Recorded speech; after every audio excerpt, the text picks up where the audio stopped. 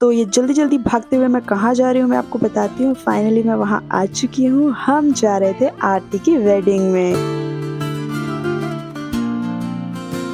देखो ये रहा एंट्रेंस में उनकी ब्यूटीफुल सी फोटो। फिर मैं उनको खोजने के लिए उनके कमरे की तरफ बढ़ी तो मुझे मिली उनकी बहुत ही खूबसूरत सिस्टर। देखना आप कितनी प्यारी है। उन्होंने मुझे बताया कि आरती कहाँ पे है और जैसे ही मैं रूम में एंट्री लेती हूँ आरती के तो बस मेरे जुबान से एक ही शब्द निकलता है, ओह यार, यार ये कितनी औसम है यार। बहुत जल्दी रेडी होके आ गई थी और बेचारी बैठे बैठे थक गई थी। मैं कहा भाई एक भुक्कड़ वाला परफॉर्मेंस दे दे और मेरे बोलने पे इसने परफॉर्मेंस दिया। Oh my God. और ये देखो जल्दी जल्दी खा रही थी। कितनी भूखी थी आप मतलब समझ रहे हो आप, समझ रहे हो। उनसे मिलने के बाद फाइनली हमने अपने कदमों को गार्डन की तरफ बढ़ाया, लेकिन मुझसे पहले ही लोग खा रहे थे। मैं क्या करूं फिर, जॉब छोड़ दूं? तो मैंने भी भाई सबसे पहले फ्रूट चाट हेल्दी खाया, उसके बाद ये चिल्ला खाया पनीर का, बहुत ही स्वादिष्ट था। तभी मुझे गदादारी भीम वाली आंटी मिली और इनकी जो ये कवच थी ना बस उसी पे मेरी नज़र चली गई, दिल भी चला गया। फिर मैंने चारों तरफ अपनी नज़रें घुमाई, काफ़ी सारे लोग थे एंजॉय कर रहे थे।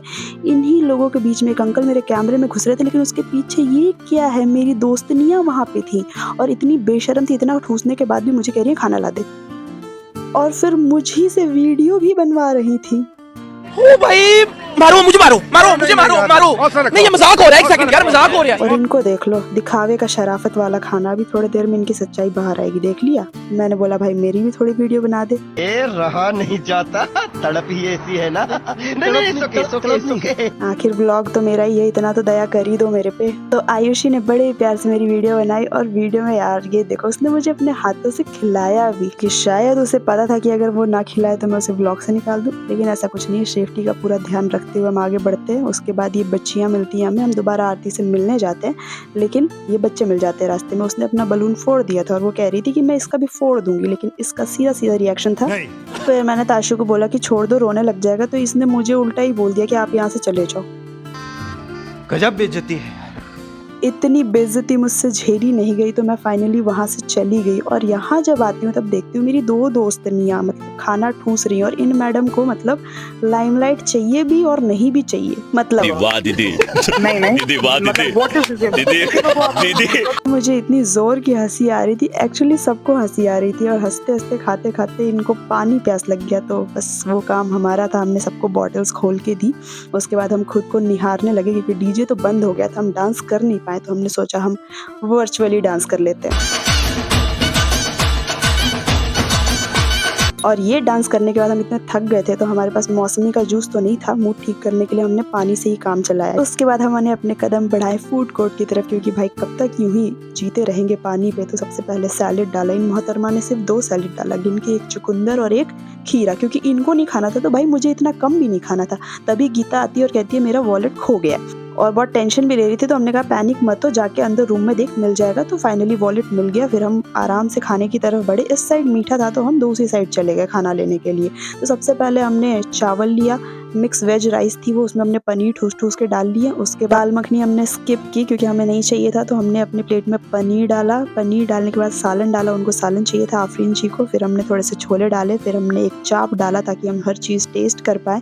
फिर हम आगे बढ़ते, कड़ी पकौड़ा हमें नहीं चाहिए था। फिर हमने पूरी डाली, पूरी डालने के बाद पालक पनीर में से एक पनीर हमने टेस्ट के लिए डाल दिया।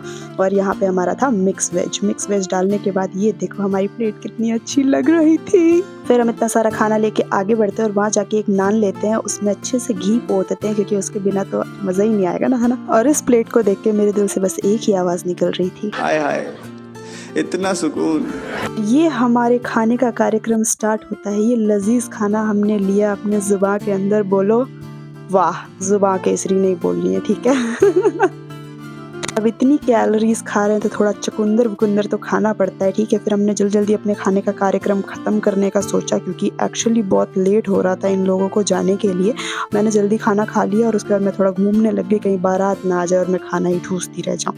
लेकिन ये देखो, मैं देखती हूँ यहाँ देखो इन लोगों को, मतलब हमसे पहले खाना लिया इन्होंने और इनका खाना ख़त्म ही नहीं हो रहा बहन जी का। और मुझे ये भी पता है थोड़ी देर में इनकी शक्ल उतरने वाली है क्योंकि इनको कैब करना था। इनके जुबान से बस एक ही शब्द निकलने वाला था, ये देखो उतर भी गई। अपने घर जाना है। मुझे घर जाना हमने कहा ठीक है भाई चल लेंगे, बट बारात भी आ गया और मैंने अपनी लंबी हाइट होने का फायदा उठाया, थोड़ी सी वीडियो बना ली दूल्हे की। और ये हमारी दुल्हन जा रही है, कुछ रस्म था दूल्हे के ऊपर कुछ गुलाब और रोजेस फेंकने थे और ये दूल्हे को रोक के ये भाई साहब फोटो खिंचवा रहे थे। दूल्हे की दिल की आवाज। कौन है ये लोग? कहाँ से आते हैं? उसके बाद बारात भी आ चुकी थी, सब कुछ होने वाला था, लेकिन हम निकल रहे थे। बारात एक तरफ जा रही थी, हम दूसरी तरफ जा रहे थे क्योंकि हम सबको लेट हो गया था। और ये हमारी सबसे प्यारी आयुषी, मतलब मेरे व्लॉग की अगर जान बोले ना तो ये यही है, सबसे हैप्पी पर्सन मेरे व्लॉग की।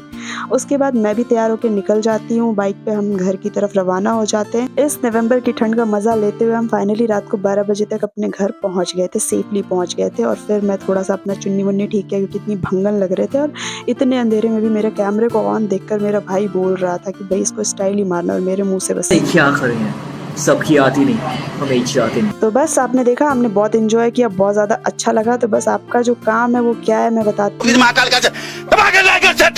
चलिए फिर सब्बा खैर, good night, bye bye, tata, good bye. Okay, thanks for watching, bye bye, मिलते हैं नेक्स्ट व्लॉग में।